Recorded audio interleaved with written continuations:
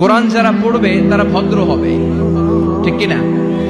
এজন্য যে মা বাবারা ছেলেমেয়েদেরকে ভদ্র বানাতে চান, ছেলেমেয়েদেরকে এই একটা বই পড়ায় দিবেন, বইটার নাম। এজন্য আমি সব সময় বলি, teach your children the Holi Quran. The Holi Quran will teach your children everything in the world. আপনি আপনার ছেলের শুধু এই কোরআনটা শিখায় দেন, এই কোরআন আপনার ছেলের গোটা বিশ্বটা শিখায় দেবে, ঠিক কিনা?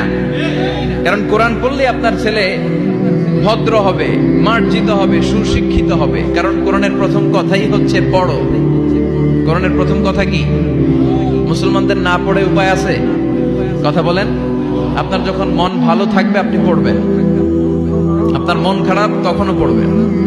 সুস্থ আছেন পড়েন, অসুস্থ পড়েন, দেশে আছেন পড়েন, দেশের বাইরে পড়েন, মারা যাচ্ছেন তখনও পড়বেন, পড়তে পড়তে মরবেন, ঠিক কিনা?